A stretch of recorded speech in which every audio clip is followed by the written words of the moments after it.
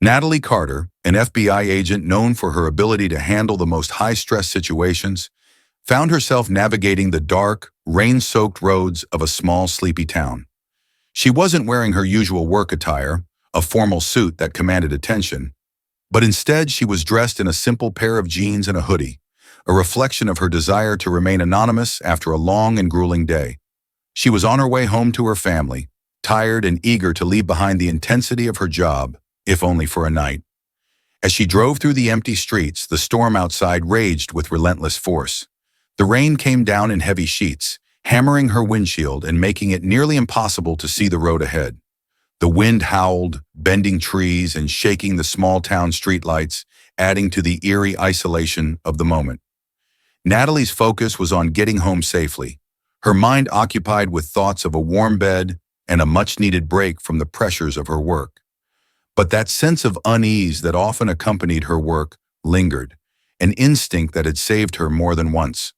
The town she was passing through was small and quiet, the kind of place where everyone knew each other, and outsiders were met with suspicion.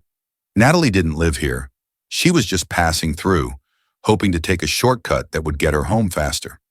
The houses were spaced far apart, lights flickering dimly behind thick curtains, and the streets were deserted, leaving Natalie alone with the sound of the rain drumming on her car's roof. But as she made a turn down a narrow road, something caught her attention. A pair of headlights appeared in her rearview mirror, closing in fast. The vehicle behind her, a police car, flipped on its flashing red and blue lights. Natalie's stomach tightened as the familiar sense of unease settled in. She hadn't been speeding, and she certainly hadn't broken any laws. So why was she being pulled over? Her heart raced as she processed the situation. As an FBI agent, Natalie was no stranger to law enforcement encounters. But this felt different. She was a black woman in a town she didn't know, and the police officer behind her, someone she'd never met, could be influenced by prejudices she couldn't control. Her fingers tightened around the steering wheel as she weighed her options. Her FBI badge, a symbol of her authority and training, was tucked away in her purse on the passenger seat. She could easily show it to the officer, defuse the situation, and move on. But something in her gut told her this wouldn't be an ordinary traffic stop. Revealing her badge too early might only escalate things, especially if the officer already had preconceived notions about who she was. Natalie glanced in her rearview mirror again, watching as the police car's lights reflected off the rain-slicked streets. She took a deep breath, trying to steady her nerves. She was trained for situations like this, but it was impossible to separate the personal from the professional when her very identity, her race, her gender, could turn a routine traffic stop into something far more dangerous. As the police car came to a stop behind her, Natalie pulled over to the side of the road. The rain poured down harder, obscuring her view of the officer as he stepped out of his vehicle and approached her car. The officer's figure was barely visible through the rain, but Natalie could make out his tall, imposing frame. His hand rested on the holster of his gun as he approached her window. A sense of dread filled her, but she remained composed. She rolled down her window just enough to speak without letting too much of the rain in. "License and registration," the officer barked, his tone sharp and filled with an authority that felt excessive for the situation. Natalie handed over her documents calmly, her face betraying none of the anxiety she felt. The officer, Jack Dawson, was known in this town for his no-nonsense approach to law enforcement, but he also had a reputation for something far more concerning: his mistreatment of black residents. She had heard rumors of his behavior, and now she was seeing it firsthand. Dawson barely glanced at her license and registration before glaring down at her. "What are you doing in this town?" he asked, his tone dripping with suspicion. "You don't belong here." Natalie's heart pounded. She hadn't done anything wrong, but the officer's attitude suggested he had already made up his mind about her. "I'm just passing through, officer," she replied, keeping her voice steady. "Heading home after work." "Work?" Dawson sneered, as though the idea of her having a legitimate job was laughable. "And what kind of work would that be?" Natalie could feel the tension mounting.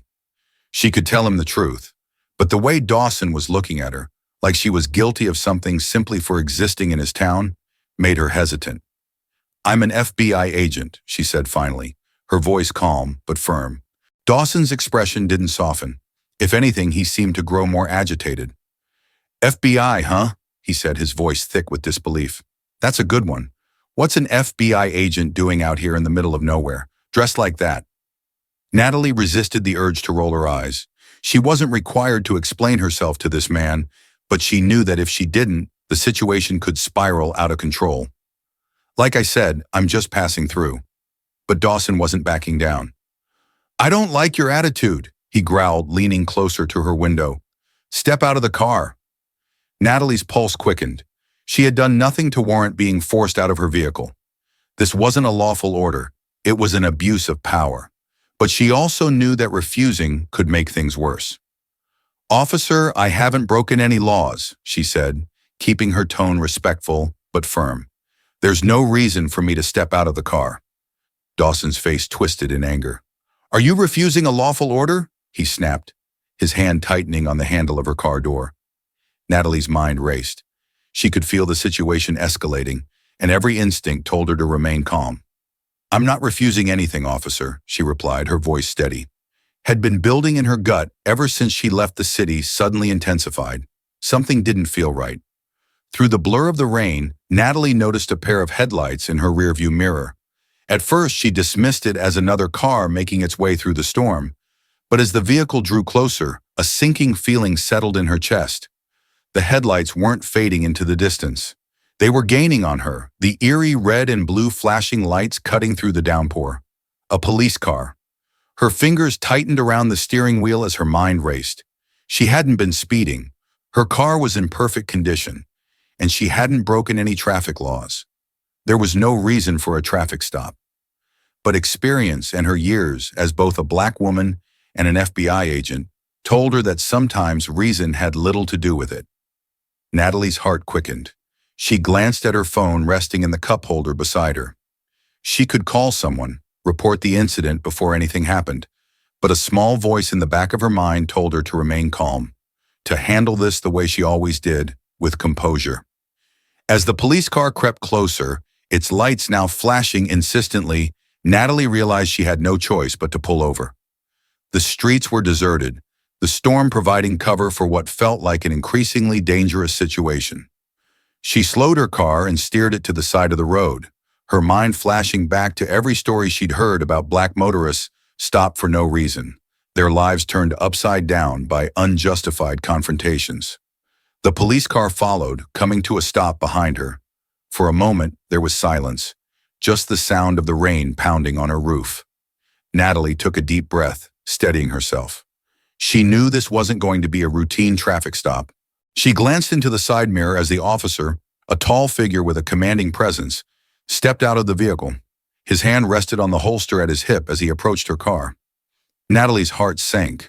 This wasn't going to go well. The officer stopped just outside her window, his face shadowed by the rain and the flickering lights behind him. Natalie rolled down the window slightly, letting in the cold, damp air. License and registration, the officer barked, his tone sharp and filled with hostility. Natalie nodded calmly and reached for her purse, moving slowly, deliberately. She knew better than to make any sudden movements. As she handed over her documents, she caught the officer's eyes for the first time, cold, hard, and filled with suspicion. "What are you doing in this town?" he asked, his voice tinged with an accusatory edge. "You don't belong here." Natalie kept her face neutral, though anger flickered beneath the surface. She had heard those words too many times before. "I'm heading home after work," she replied, her voice steady, betraying none of the tension building inside her. The officer's eyes narrowed, and he glanced down at her casual clothes, clearly unimpressed. "What kind of work?" he sneered, as if daring her to give him a reason to escalate the situation further. Natalie hesitated for a moment, weighing her options. Should she tell him she was an FBI agent now, or wait? Revealing her badge too soon might make things worse, but hiding it too long could lead to an even bigger problem. She decided to play it carefully. "I'm in law enforcement," she said, still keeping her tone calm. The officer's expression hardened further. "Law enforcement?" he scoffed, his voice dripping with sarcasm. "Dressed like that? You expect me to believe that?" Natalie felt the anger rise again, but she kept it in check. She had to stay composed. This was a power game, and she wasn't about to lose. "Yes," she replied firmly, refusing to let his tone affect her. "I'm an FBI agent." For a moment, the officer froze, clearly not expecting that response. But instead of backing down, his hostility seemed to grow. His pride was wounded, and now he was determined to assert his authority. "I don't care if you're the president," he growled, leaning closer to her window. "Step out of the car, now!" Natalie's heart pounded in her chest. She had done nothing wrong, and yet this man was treating her like a criminal. She had no reason to step out of the car, no legal justification for his demands. But she knew that refusing could escalate things even further. Taking a deep breath, she reached for the door handle. "Sir, I've done nothing wrong. There's no reason for me to step out." "Out of the car!" he barked, cutting her off, his hand tightening on his holster. Natalie felt a surge of fear, but forced herself to remain calm. She pushed the door open and stepped into the rain, the cold water instantly soaking through her clothes. The officer was already moving toward her, his posture aggressive, his hand dangerously close to his weapon. "Put your hands on the car," he ordered, his voice low and threatening. Natalie complied, placing her hands on the wet metal of her car, her mind racing. This was no longer just a traffic stop. This was a power play, and the officer was determined to assert his dominance, no matter the cost. The rain poured down harder as the tension between them grew. Natalie could feel the weight of the moment pressing down on her, the familiar fear that every Black person in America knew all too well. She had to get through this, but how? As the officer moved closer, his eyes flicked down to the ground, and something caught his attention. There, in the dim light, lay Natalie's FBI badge, glinting in the rain. The moment he saw it, his demeanor changed. His face paled, and he took a step back, realizing the gravity of his mistake. Natalie slowly stood up, turning to face him.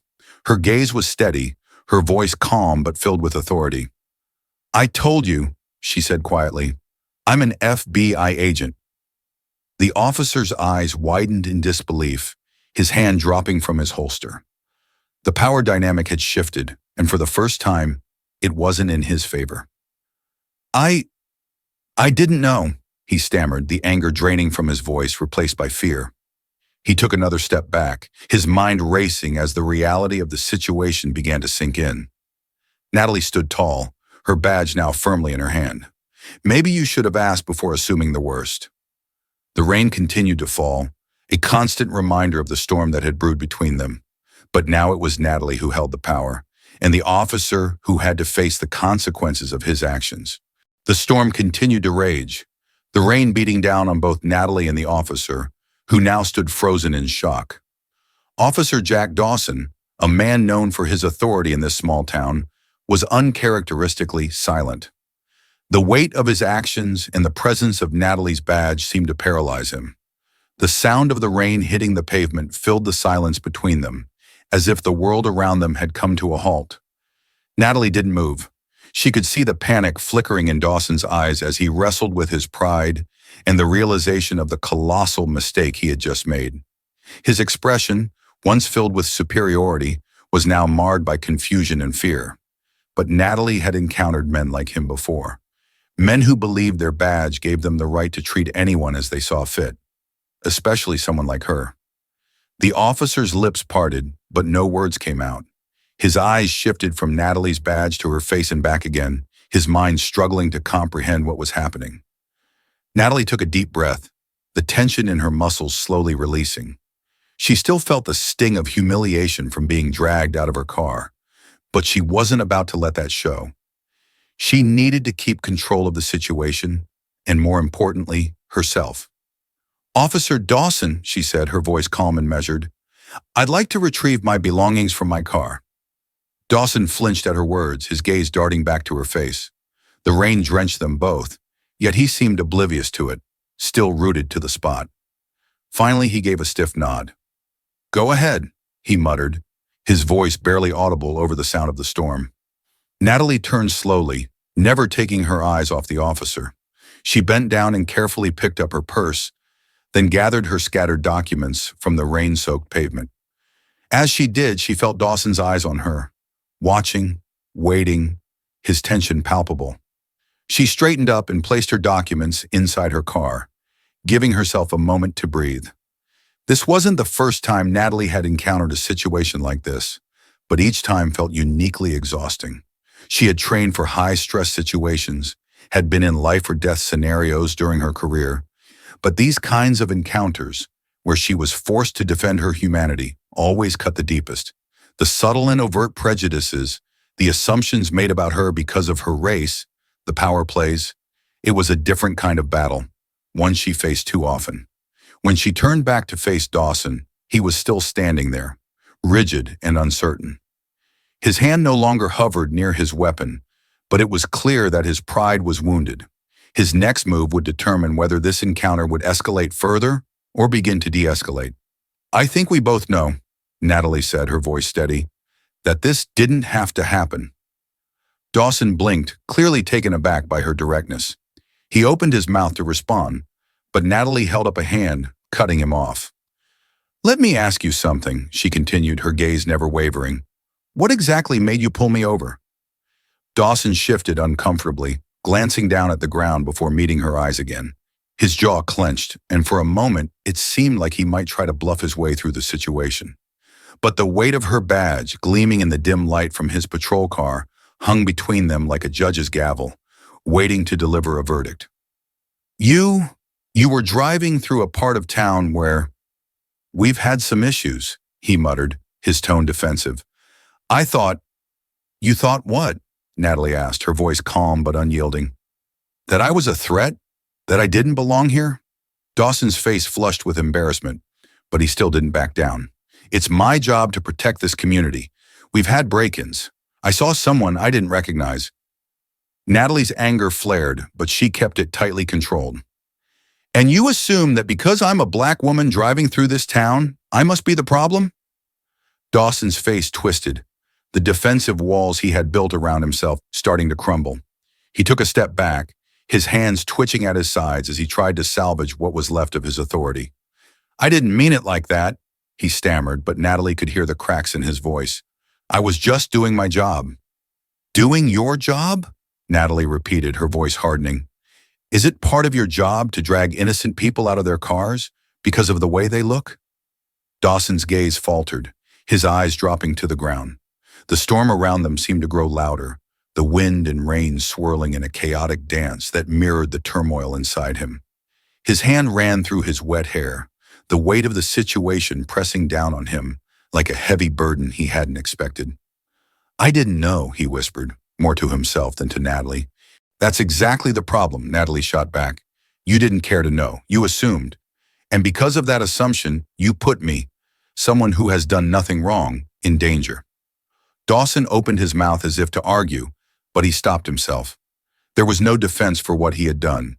He had acted on prejudice, and now he was standing in front of someone who had the authority to hold him accountable. The realization was crushing. Natalie could see the internal struggle on his face.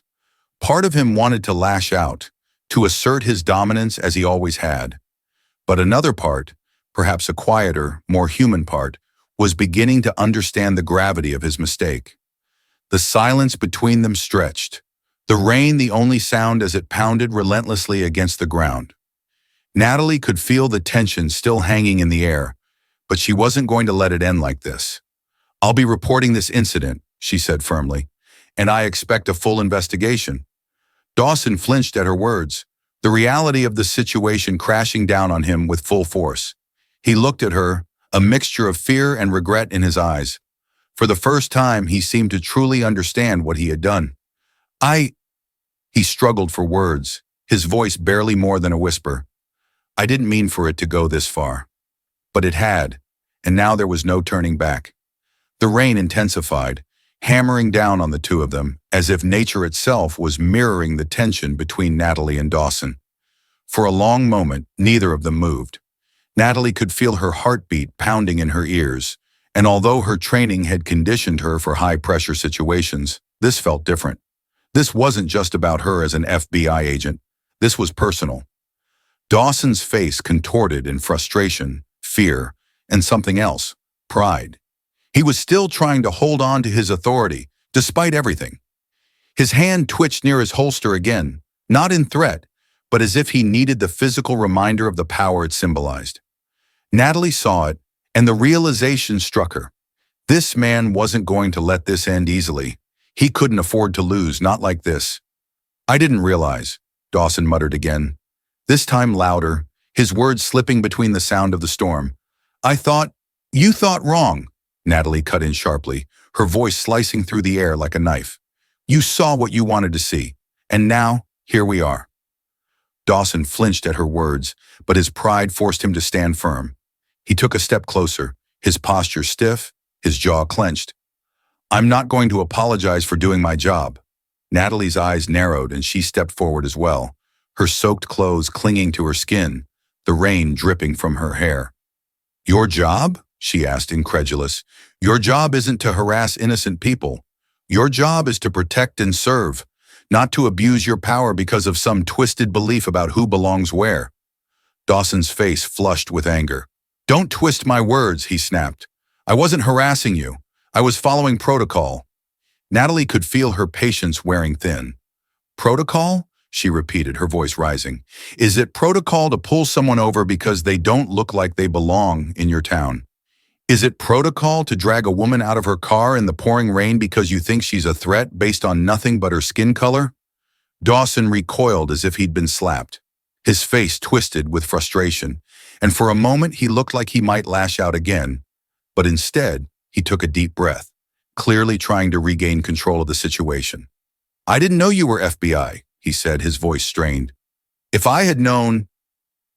had known, you wouldn't have done this," Natalie interrupted, her voice hard.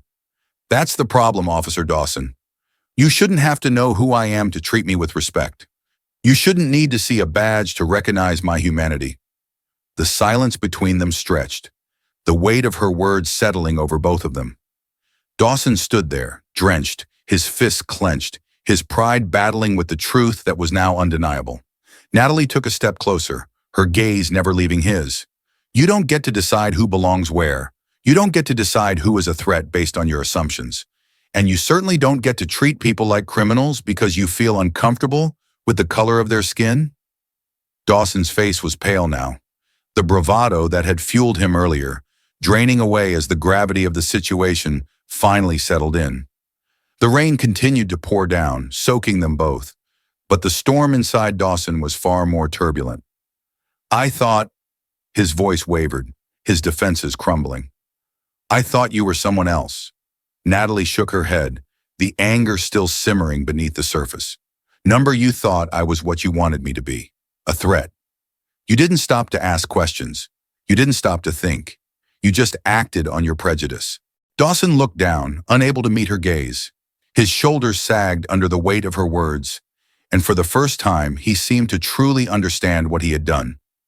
"I made a mistake," he whispered, his voice barely audible over the storm.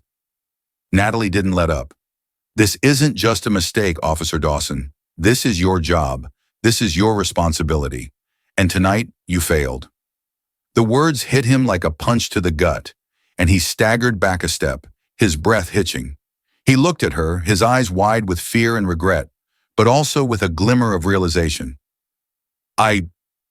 He started to speak, but Natalie cut him off again, her voice filled with authority and conviction. "You should be glad this didn't go further," she said, her voice low but powerful. "Because if you had pulled that trigger, if you had escalated this any more than you already did, we wouldn't be having this conversation right now. You'd be facing far worse than just an investigation." Dawson's eyes widened in shock at her words, and for a moment he seemed frozen, his mind racing to process what could have happened. The realization of how close he had come to destroying not just his career, but someone's life, washed over him like a tidal wave. The fear in his eyes was palpable now, but it was too late. The damage had been done. Natalie took a step back, her gaze never wavering from his. "I'm going to report this," she said firmly. "You will face the consequences of your actions, and maybe, just maybe, you'll learn something from this." Dawson swallowed hard, his face drained of color. He opened his mouth to speak, to plead, but the words wouldn't come. He was lost in the storm of his own making. Natalie turned away, walking back to her car. The rain was relentless, but it no longer felt like a burden. It felt cleansing, washing away the tension and the fear that had gripped her earlier. She was in control now. As she opened her car door, she glanced back at Dawson one last time. He was still standing there, drenched and defeated, his eyes wide with the realization of what he had done. "Next time," Natalie said, her voice cutting through the rain, "think before you act." With that, she got into her car and closed the door, leaving Dawson standing alone in the storm. As Natalie drove away, her hands gripping the steering wheel tightly, she allowed herself to breathe for the first time since the encounter had begun. The adrenaline was still coursing through her veins, but she felt a sense of relief. She had made it through without things escalating to a point of no return, but the weight of the moment still hung heavy on her shoulders. She had faced this kind of situation before, but it never got easier. It wasn't just about the physical danger, though that was always a real threat. It was about the emotional and psychological toll of constantly being seen as less than, of being viewed as a threat because of the color of her skin. It was about the system that allowed officers like Dawson to act on their biases without thinking of the consequences. But tonight, Natalie had taken control. She had stood her ground and she had made sure Dawson understood that he couldn't continue to operate that way without repercussions. As she drove home, the storm finally began to let up, the rain slowing to a steady drizzle. But the impact of what had happened tonight would linger long after the storm had passed. Natalie knew she would have to file a report. But more than that, she knew this was just one battle in a much larger fight. A fight against a system that allowed this kind of behavior to go unchecked. She wasn't just an FBI agent. She was a Black woman navigating a world that still saw her as a threat. And tonight she had made it clear that she wouldn't be silent in the face of that injustice. But as she neared home, her thoughts shifted. This wasn't over. Dawson wasn't the only one who needed to face the consequences of his actions. The system needed to change, and she was going to make sure her voice was heard. The storm subsided as Natalie approached her home, but the intensity of the night's events still echoed in her mind. She parked her car in the driveway and sat there for a moment, letting the rhythmic tapping of the light drizzle on the windshield soothe her. The tension in her muscles began to ease, but a deep weariness settled in its place. Her phone buzzed. She glanced at it and saw a message from her husband, David, asking if she was okay. She typed a quick response, reassuring him that she was on her way inside, but she didn't go in immediately. The adrenaline had faded, and now the emotional toll of the night pressed down on her. She had maintained her composure, stood her ground, and de-escalated the situation with Dawson. But the weight of what had nearly happened lingered. She had faced danger countless times in her career as an FBI agent. But this was different. The reality that it could have ended very differently, that it could have been another tragic headline, another life lost to unnecessary violence, settled over her like a heavy cloud. She was grateful it hadn't come to that, but she couldn't ignore the bitter truth that it easily could have. Finally, after a few moments of collecting herself, Natalie stepped out of the car and made her way inside. David met her at the door, his face etched with concern. "Are you okay?" he asked, immediately pulling her into a hug. Natalie melted into his embrace, the familiar warmth of his arms grounding her after the chaotic night. She nodded against his chest, taking a deep breath before pulling back slightly. "Yeah," she said, her voice quieter than usual. "It was, a rough night." David's eyes scanned her face, picking up on the exhaustion that went beyond physical fatigue. He didn't ask for details, knowing that she would share when she was ready. Instead, he squeezed her hand and led her into the living room, where their daughter, Sophie, was fast asleep on the couch, surrounded by a sea of toys and coloring books. The sight of her daughter sleeping peacefully brought a wave of emotion crashing over Natalie. She sat down next to Sophie, brushing a few strands of hair away from her little face. In moments like these, the contrast between her professional life and her personal life felt jarring. Here, in the safety of her home, she was simply a mother, a wife. But out there, she was always navigating the fine line between being an officer of the law and being seen as a threat because of her race. She sighed softly and looked up at David, who sat beside her. He could see the heaviness in her eyes, and Without a word, he took her hand in his. "I'll report it in the morning," she said after a long pause, her voice soft but determined. "What happened tonight, it can't go unchallenged." David nodded, his hand tightening around hers. "I know you will, and I'm proud of you." Natalie leaned into his shoulder, letting his quiet support fill the space between them. They sat in silence for a while, the weight of the night gradually giving way to the comfort of home. But even as the tension eased, Natalie knew that this was only the beginning. Reporting the incident was just one step. There was a larger fight ahead, a fight against a system that allowed officers like Dawson to act on their biases without accountability. As the night stretched on, Natalie finally allowed herself to rest. She tucked Sophie into bed and settled into the warmth of her home, but her mind never fully quieted. Thoughts of Dawson, of the encounter, and of the larger battle for justice circled in her head. The next morning, the rain had stopped, leaving the world outside damp and still. Natalie woke early, her mind already on the report she needed to file. She moved through the morning routine with quiet determination, sipping her coffee as David played with Sophie in the living room. Her phone buzzed again, this time with a message from her supervisor at the FBI. They had heard about the incident through the grapevine and were checking in to see if she was okay. Natalie responded, keeping the message brief, but she knew that word would spread quickly. An FBI agent being mistreated by a local cop was bound to attract attention. After breakfast, Natalie sat at her desk and began drafting her report. Each word felt heavy as she recounted the events of the night before. She described how Dawson had pulled her over without cause, how the situation escalated because of his assumptions, and how it had only de-escalated when she revealed her FBI badge. She left nothing out, ensuring that every detail was documented. But as she wrote, the emotional weight of the encounter pressed down on her. It wasn't just about Dawson, it was about the countless other officers like him, about the system that allowed them to act on their prejudices with little consequence. It was about the fear that people like her, people of color, lived with every day, knowing that a simple traffic stop could turn into something far worse.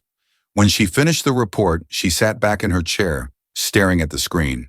She had done what she needed to do, but the sense of unease still lingered. Reporting the incident was necessary, but it felt like a small drop in a vast ocean of systemic issues. The real change, the kind of change that would prevent situations like this from happening in the future, seemed so far out of reach. David walked into the room, sensing her mood. "How are you feeling?" he asked, sitting on the edge of her desk. Natalie sighed, rubbing her temples. "Tired, frustrated, I don't know." David nodded, understanding. "You did the right thing reporting it." "I know," she said, her voice quiet. "But it feels like it's never enough. How many more reports like this are going to be filed before something actually changes?" David reached out and took her hand. "It might feel like a small step, but it's a step, and every step matters." Natalie gave him a small, tired smile. "You're right," she said softly, "but sometimes it feels like we're fighting an uphill battle." David didn't argue. He knew the weight of what she was carrying, the emotional and psychological toll that came with constantly having to navigate both her professional and personal identities. As a Black woman in law enforcement, Natalie was always walking a tightrope, balancing her role as an agent with the reality of living in a world where people like her were often seen as threats, even by those sworn to protect and serve. Later that afternoon, Natalie's phone rang. It was her supervisor again, this time with more direct questions about the incident. The FBI was taking it seriously, and they wanted to make sure that Dawson faced the appropriate consequences. Natalie appreciated their support, but she knew this was bigger than just one officer's actions. The system that had allowed him to act on his prejudices needed to be addressed. As the day went on, Natalie began to feel the emotional drop. The adrenaline from the night before had faded, leaving behind exhaustion and a deep sense of frustration. She had faced down Officer Dawson and asserted her authority, but it hadn't been easy. She had kept her composure, but it had taken everything she had to remain calm in the face of his aggression. That night, as she lay in bed, Natalie thought about the larger fight ahead. Reporting the incident was just the beginning. There needed to be real, systemic change. And that change wouldn't come without people like her continuing to push for it. But it was exhausting, and the emotional toll was heavy. As she drifted off to sleep, Her mind still turning over the events of the last 24 hours, she knew that the road ahead would be long, but she also knew that she couldn't stop fighting, not for herself and not for the countless others who had experienced similar injustices. Officer Jack Dawson sat in his living room, staring blankly at the TV screen. The news was on, but he wasn't paying attention. His mind was far away, replaying the events of the night before over and over again. He couldn't escape it. The look on Natalie Carter's face when she showed him her FBI badge, the sudden shift in power, the realization of what he had done. He had messed up badly. The fear of what was coming next gnawed at him, refusing to let him relax. Dawson had been in situations before where he'd bent the rules or acted on his instincts, but nothing had ever felt like this. Nothing had ever made him question everything he thought he knew about himself. The knock at the door made him jump. Dawson's heart raced as he stood and walked slowly to the door, knowing who it would be before he even opened it. When he pulled it open, there stood Chief Harold Myers, his superior, with a stern expression on his face. "Jack," the chief said, his voice heavy, "we need to talk." Dawson swallowed hard and stepped aside, letting the chief in. They had known each other for years. Myers had been the one to mentor Dawson when he first joined the force, and over time, the two had built a relationship of mutual respect. But now there was no camaraderie in Myers' eyes, only disappointment. The chief sat down on the worn couch, and Dawson followed suit, his hands resting uneasily on his knees. He could feel the tension in the air, thick and oppressive. "We received a formal complaint," Myers began, his voice clipped, "from the FBI." Dawson's stomach churned. He had known it was coming, but hearing it out loud made the reality hit harder. "I reviewed the body cam footage," Myers continued, "and I've read Special Agent Carter's report." "This is bad, Jack. Really bad." Dawson nodded slowly, his throat dry. He couldn't bring himself to speak, so he just sat there, waiting for the inevitable fallout. "There's going to be an internal investigation," Myers said, folding his hands together, "and you're suspended, effective immediately. We can't afford to have this kind of incident go unchecked, especially not with the attention it's already getting." Dawson's head dropped into his hands. He had known this was coming, but that didn't make it any easier to hear. His career, everything he had worked for, was slipping away.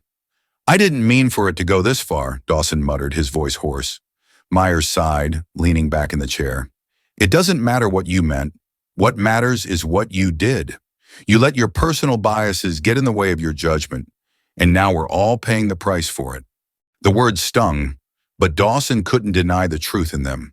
He had acted on impulse, on the prejudices he thought he didn't have.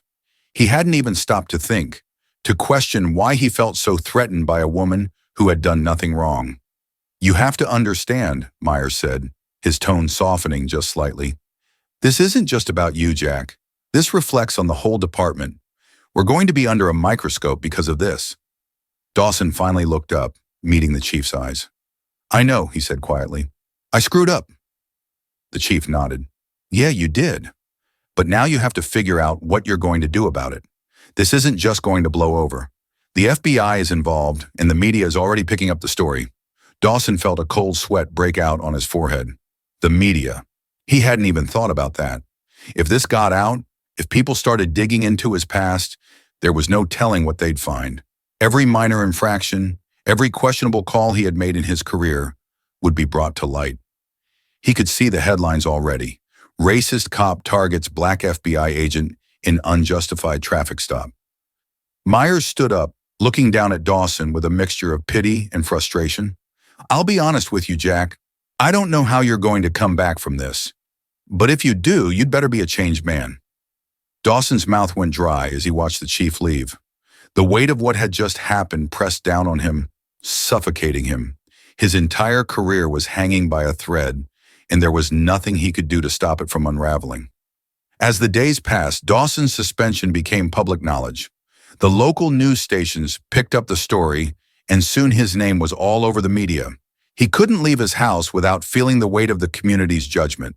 The people who had once greeted him with respect now avoided eye contact, whispering behind his back. He had become a pariah.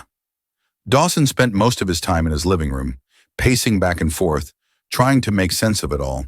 The more he thought about it, the more he realized that what had happened that night with Natalie Carter wasn't an isolated incident. It wasn't just a mistake, something he could brush off or explain away.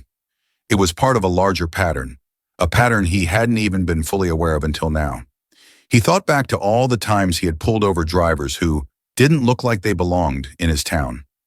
How many times had he acted on his own biases, even subconsciously? How many times had he used his badge as a way to assert power, to remind people who was in charge? Dawson hated to admit it, but the truth was staring him in the face. He had allowed his prejudices to cloud his judgment for years, and now it had finally caught up with him. A week later, Dawson received a letter from the police department informing him of the official internal investigation. He knew this was only the beginning. The investigation would dig into everything: his record, his behavior, his past actions. And he knew they would find things he wasn't proud of. That night, unable to sleep, Dawson found himself sitting in front of his computer, scrolling through news articles about his case. The headlines were brutal, painting him as the poster child for racial profiling in law enforcement. Every article felt like a punch to the gut, but he couldn't stop reading. He needed to see how the world saw him now. He stumbled across an opinion piece that cut deeper than the rest. It was written by a local activist calling for Dawson's permanent removal from the force and an overhaul of the entire police department. The piece wasn't just about him. It was about the system that had allowed officers like him to operate unchecked for so long. Dawson leaned back in his chair, staring at the screen. For the first time, he began to see himself through the eyes of the people he had sworn to protect. He wasn't the hero he had always believed himself to be. He wasn't even close. The realization hit him like a wave, and for a moment he felt as if he might drown in it. The anger, the guilt, the shame, it all swirled together, making it hard to breathe. Dawson had always thought of himself as a good cop. He followed the rules, did his job, and kept his town safe. But now as he looked back on his career, he realized that safety had come at a cost. He had used his badge not just to protect, but to control. And in doing so, he had contributed to a system that oppressed the very people he had sworn to serve. The weight of that truth was crushing. In the days that followed, Dawson began to withdraw from the world around him. He avoided calls from his colleagues, ignored messages from old friends, and stayed away from public places. The few times he did venture out, he could feel the stares, the judgment from people who had once respected him. He spent hours sitting alone in his house, replaying that night over and over again in his mind. He had been so sure of himself, so certain that he was in the right. But now all he could see were the mistakes, the assumptions, the prejudice that had clouded his judgment. And then there was Natalie Carter. Dawson couldn't stop thinking about her, how calm and composed she had been, even as he had treated her like a criminal. She had stood her ground, refusing to back down, even when he had escalated the situation. And in the end, she had been the one with the power, not because of her badge, but because of her dignity. Dawson felt a surge of shame. He had tried to assert his authority over her, to remind her of her place, but she had shown him that his authority meant nothing in the face of truth and justice. One evening, as the sun set and the shadows grew long, Dawson found himself walking through the quiet streets of his town. The town that had once felt like home now seemed foreign to him, the faces of the people he passed filled with suspicion and distrust. He knew he couldn't go on like this. The internal investigation was still looming, and he had no idea what the outcome would be. But more than that, he knew that something inside him had to change. He couldn't continue to live in denial, pretending that his actions hadn't had real consequences. Dawson stopped in front of the police station, staring up at the building that had been his second home for so many years. He had always prided himself on being a part of this institution, on wearing the badge. But now that pride felt hollow. He took a deep breath, his hands trembling slightly. He didn't know what the future held, but he knew one thing for certain. He couldn't go back to being the man he was before. Change wasn't going to be easy. It wasn't going to be quick. But for the first time, Dawson understood that it was necessary, and it had to start with him. The tension in the town had only grown since the incident between Officer Dawson and Special Agent Natalie Carter became public knowledge. Protests had sprung up outside the police station, with local activists demanding accountability, not just for Dawson, but for the entire department. Signs reading "End Racial Profiling" and "Justice for All" lined the streets, and the media presence had become impossible to ignore. Inside the station, the atmosphere was equally charged. Officers who had once shared camaraderie with Dawson now avoided him like the plague. The department was under scrutiny from both the FBI and the public, and every officer knew that their actions were being watched closely. Some of them harbored resentment toward Dawson, blaming him for dragging the entire department into the spotlight. For Dawson, the weight of it all felt unbearable. He had been suspended for weeks, and the investigation was moving forward at a painfully slow pace. Each day, he waited for news about his fate, whether he would be fired or worse, face legal consequences for his actions. The uncertainty gnawed at him. But it wasn't just the fear of losing his job that kept him up at night. It was the knowledge that he had become the embodiment of everything that was wrong with the system. He had been blind to it for so long, convinced that he was one of the good guys. Now he saw how deeply he had contributed to the very problems people were protesting against. Meanwhile, Natalie Carter's life had taken a different turn.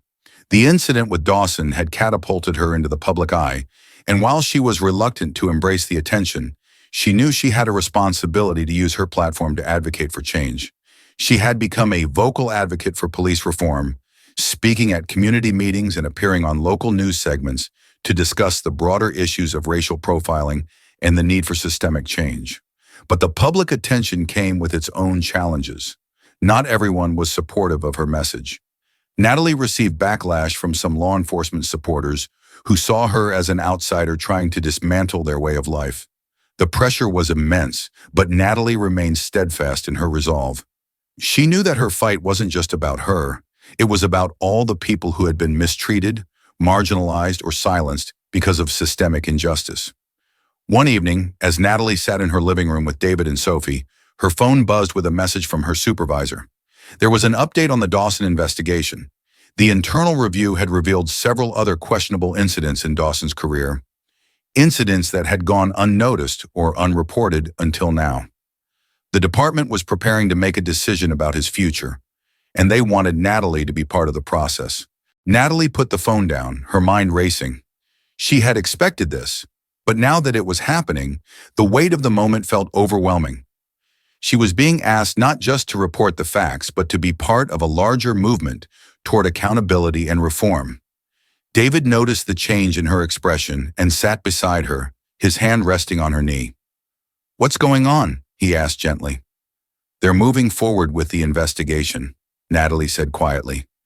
"They want me to be involved in the review process, to help make sure that what happened with Dawson doesn't happen again." David nodded, understanding the gravity of the situation. "And how do you feel about that?" Natalie sighed, leaning back against the couch. "I feel conflicted. On one hand, I know it's the right thing to do. But on the other hand, I don't want this to define me. I'm not just the FBI agent who got racially profiled. I want to be seen for the work I do, for my skills, not just for this incident." David squeezed her hand. "I know, but this is bigger than just you. You're making a difference, Nat, and maybe this is the opportunity to push for real change." Natalie smiled softly, appreciating his support. She knew he was right. The incident with Dawson had opened the door to conversations about reform that were long overdue.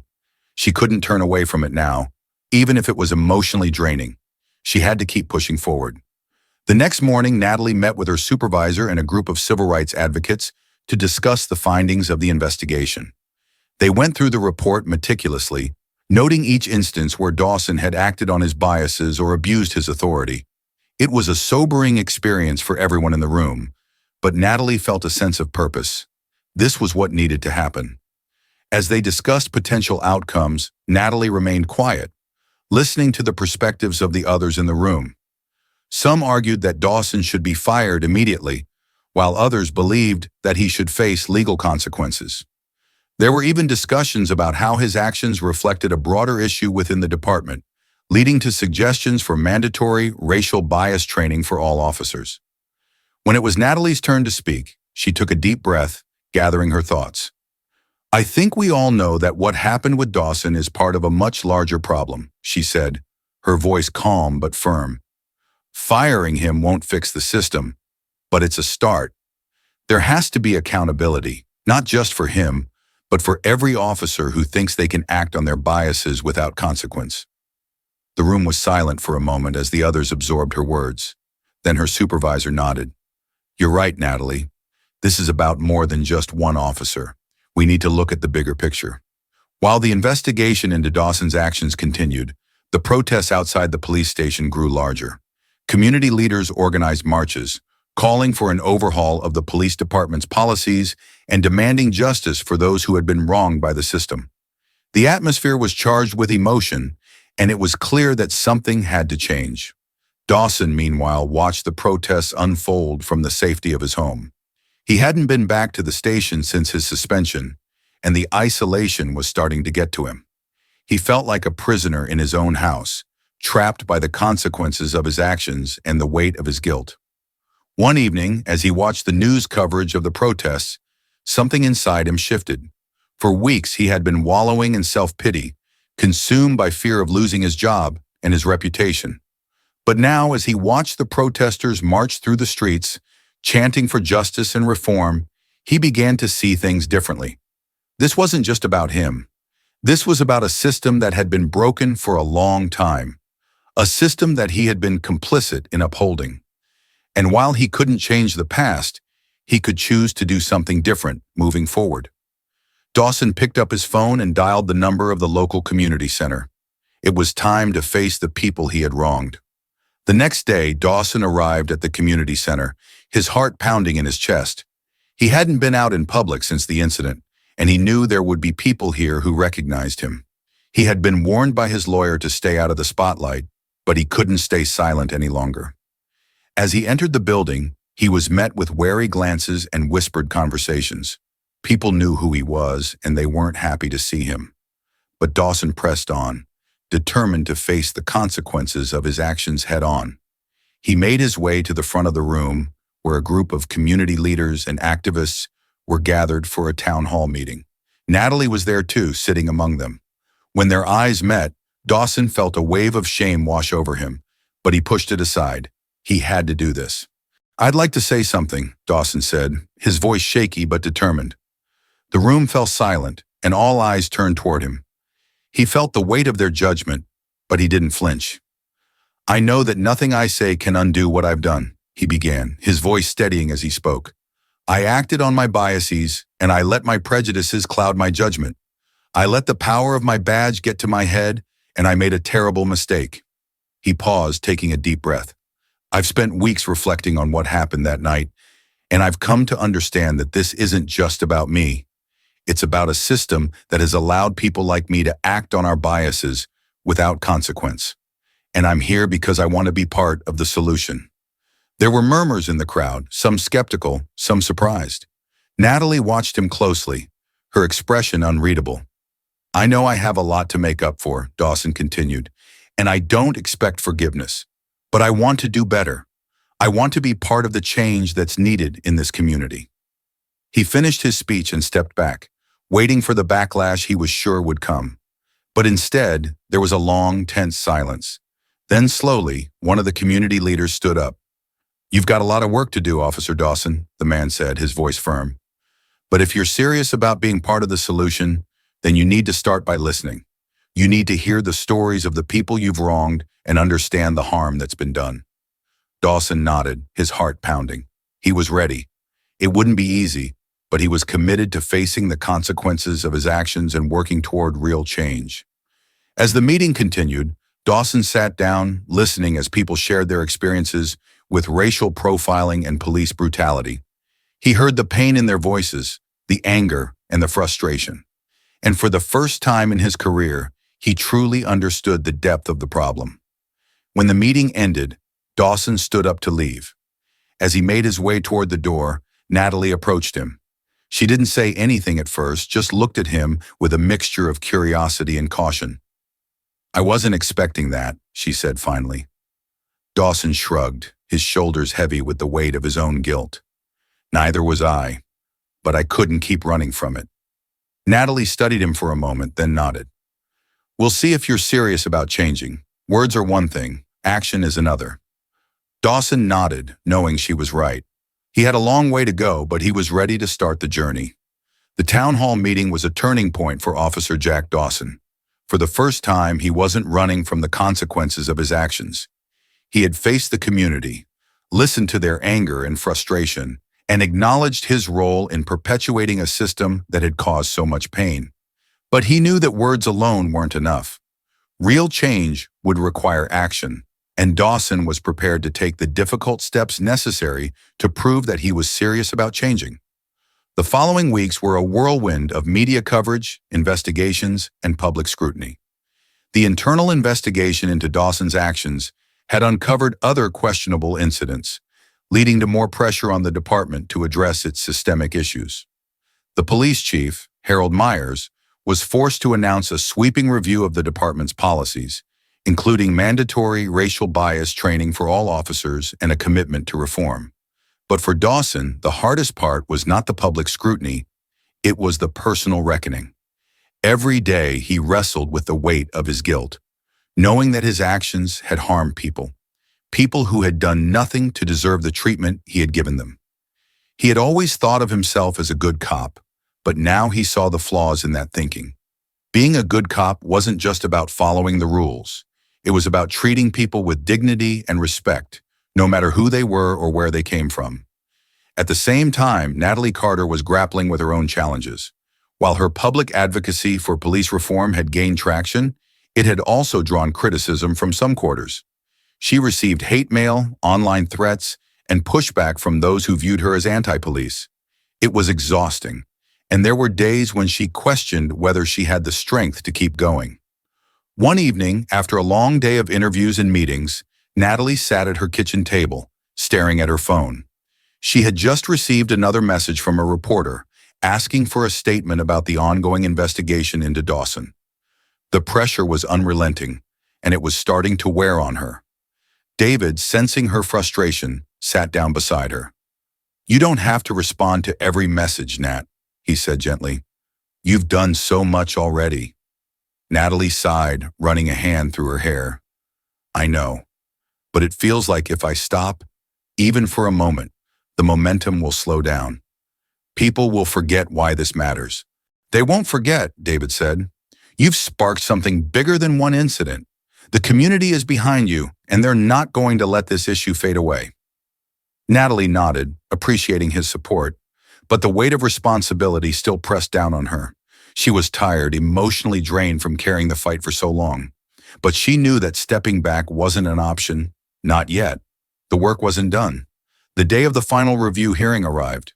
It would determine Dawson's future with the police department.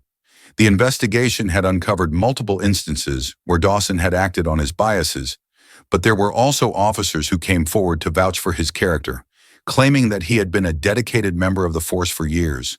The decision would not be easy.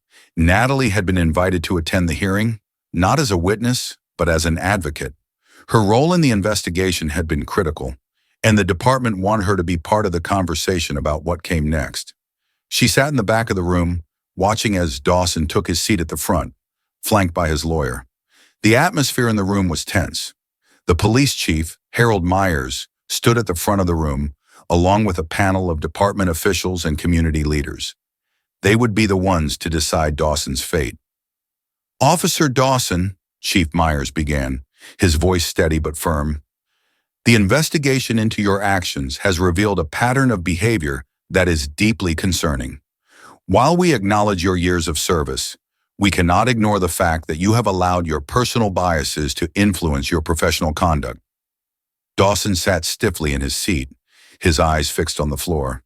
He knew what was coming, but that didn't make it any easier to hear. "We have reviewed the body cam footage from the night of your encounter with Special Agent Carter," Myers continued, "as well as reports from other incidents in which you were involved. It is clear that your actions have eroded the trust between the police department and the community we serve." There was a long pause, and the room seemed to hold its breath. "As a result, Officer Dawson, you will be terminated from your position with the police department, effective immediately." The words hit Dawson like a sledgehammer. He had known this was a possibility, but hearing it out loud made the reality crash down on him. His career was over. Everything he had worked for was gone. But as the shock settled in, Dawson realized something unexpected. Relief. He had spent weeks dreading this moment, but now that it was here, a strange sense of freedom washed over him. He was no longer hiding from the truth. He was no longer pretending to be someone he wasn't. Dawson stood up slowly, his legs feeling shaky beneath him. He turned to face the room, his eyes scanning the faces of the people who had come to witness his downfall. When his gaze landed on Natalie, he nodded, a silent acknowledgement of her role in this moment. She had been the catalyst for everything that had happened, and he couldn't deny that she had been right to hold him accountable. Without a word, Dawson left the room, his heart heavy but his mind clear. The journey ahead would be difficult, but he was ready to face it. After the hearing, Natalie stepped outside into the crisp autumn air, feeling a mix of emotions. The decision to terminate Dawson had been the right one, but it didn't bring her the sense of closure she had expected. There was still so much work to be done, so many more officers who needed to be held accountable, so many more communities that needed to be protected from unjust treatment. As she stood there, lost in thought, Dawson approached her. She hadn't expected to see him again, but there he was, standing before her, looking more vulnerable than she had ever seen him. "I just wanted to say thank you," Dawson said, his voice low. "Not for what happened to me, but for waking me up. I didn't realize how deep my biases ran until you made me see it. I don't expect forgiveness, but I want you to know that I'm going to spend the rest of my life trying to be better." Natalie studied him for a moment, searching his face for sincerity. She had seen men like Dawson before, men who claimed to want change but never followed through. But something about the way he stood there, humbled and broken, made her believe that maybe, just maybe, he meant what he said. "I hope you do," she replied, her voice steady. "Because it's going to take more than just words. It's going to take action, real action, to make things right." Dawson nodded, his eyes filled with a quiet resolve. "I know, and I'm ready to start." In the days that followed, Dawson began attending community meetings, not as an officer, but as a civilian. He listened to the stories of people who had been affected by racial profiling, and he worked to understand the depth of the harm that had been done. He knew that he couldn't undo the damage he had caused, but he was determined to be part of the solution moving forward. Natalie, too, continued her work, but with a renewed sense of purpose. She knew that real change wouldn't happen overnight, but she was committed to the long fight. She continued to advocate for police reform, working with community leaders and law enforcement agencies to push for accountability and systemic change. The incident with Dawson had been a catalyst, but it was far from the end of the story. It was just the beginning of a larger movement, one that would require the efforts of many people, from all walks of life, to succeed. As the sun set on the town one evening, Natalie stood on her porch watching Sophie play in the yard. The weight of the past few months still lingered, but there was also a sense of hope in the air. Things were changing, slowly but surely, and for the first time in a long time, Natalie felt like the world was moving in the right direction. David stepped out onto the porch beside her, slipping his arm around her waist. "You did good, Nat," he said softly. Natalie smiled, leaning into him. "We did good," she corrected. They stood there in comfortable silence, watching the sun dip below the horizon. There was still so much work to be done, but for now Natalie allowed herself a moment of peace. The fight wasn't over, but they had made a difference, and that was enough to keep going. Months had passed since the hearing, and while the intensity of the media attention had died down, the impact of what had happened between Officer Dawson and Special Agent Natalie Carter still reverberated through the community.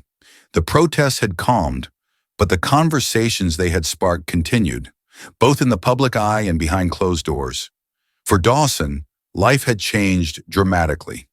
The badge that had once defined him was gone, but in its place was a growing understanding of who he had become and who he wanted to be. He had started attending local support groups focused on healing the rift between law enforcement and marginalized communities. He wasn't there to speak, at least not at first. He was there to listen, to absorb the experiences of those he had once disregarded. Each story he heard chipped away at the old version of himself, the version that had been blind to his own biases. At first, many people were skeptical of his presence. They had seen too many people like him. Law enforcement officers who apologized only because they had been caught. But Dawson stayed week after week, silently taking in the pain and the hope expressed by the community. Over time, people began to accept that he wasn't there for superficial reasons. He was genuinely trying to change. One day, during a particularly emotional meeting, Dawson finally spoke up. "I can't undo what I've done," he began, his voice trembling slightly. "I can't take back the way I treated people because of their skin color or where they came from. But I want to learn how to be better, and I want to help others like me see what I couldn't see before." The room fell silent as Dawson shared his reflections, not just about the night with Natalie Carter, but about the years he had spent seeing certain people as threats simply because of the assumptions he had carried with him. His voice broke as he admitted to the shame he felt, and the room seemed to shift. Slowly, people began to nod, and a few offered words of support. They weren't absolving him of his past, but they were acknowledging his efforts to change. Natalie, meanwhile, had continued her work with renewed vigor. The town's police department had implemented the racial bias training she had advocated for, and while there was still resistance from some officers, progress was being made. Natalie had become a respected figure in the community, not just because of her role in the Dawson incident, but because of her ongoing commitment to making sure that no one else had to endure what she had. Her schedule was busier than ever, meetings with local officials, speaking engagements, in collaboration with national organizations focused on police reform. It was a lot, and some days the exhaustion felt overwhelming.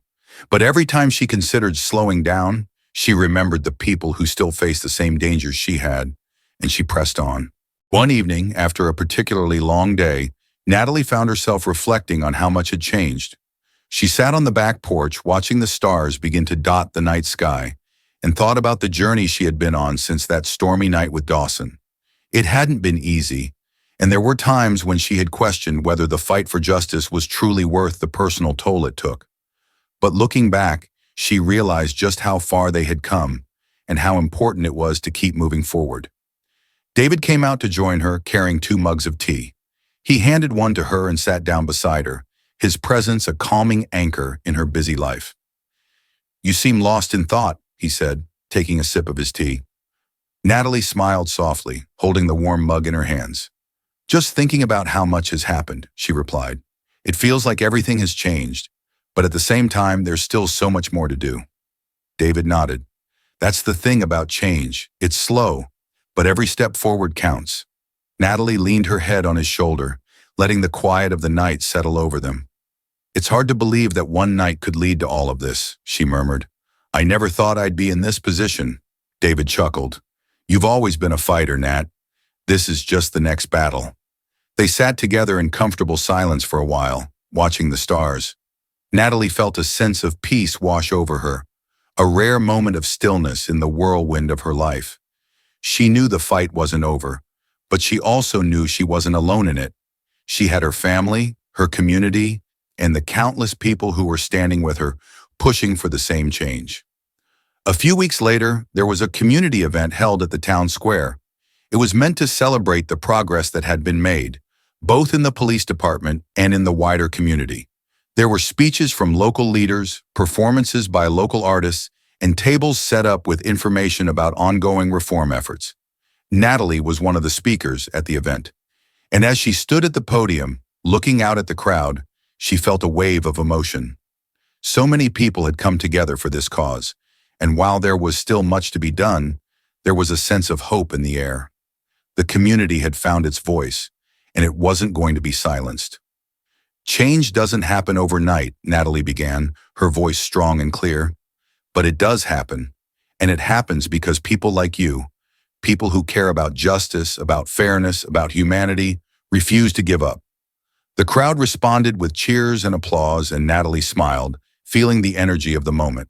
She continued her speech, reflecting on the progress that had been made, but also reminding everyone that the work was far from over.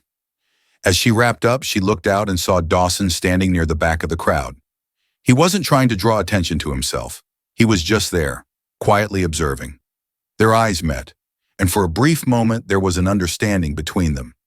Dawson had made his mistakes, terrible mistakes, but he was working to change, and that mattered. It didn't erase the past, but it gave hope for the future. As the event wound down, Natalie made her way through the crowd, talking to community members and listening to their concerns. She felt the weight of responsibility, but it was balanced by the sense of purpose that drove her forward. She had found her place in this fight, and while it wasn't always easy, she knew it was where she was meant to be. Later that night, as she sat with David and Sophie at home, Natalie allowed herself to reflect on how far she had come. The journey had been difficult, but it had also been transformative. She had grown stronger, not just as an FBI agent, but as a leader in her community. And she knew that whatever challenges lay ahead, she would face them with the same determination and courage that had carried her through the storm. As she kissed Sophie goodnight and curled up beside David, Natalie felt a sense of peace. The fight for justice would continue, but for tonight, she allowed herself to rest. The road ahead was long, but she wasn't walking it alone. Months after the community event, the police department's racial bias training had become a permanent fixture, and the conversations about reform had spread beyond the town. Other cities had begun to take notice, implementing similar programs in their own departments. It wasn't a revolution, but it was a start. Dawson had found a new role in the community, volunteering with organizations that worked to bridge the gap between law enforcement and the people they served. He still had a long way to go, but he was committed to the process of becoming a better person, a person who used his experiences to help others avoid the same mistakes. For Natalie, the fight for justice continued.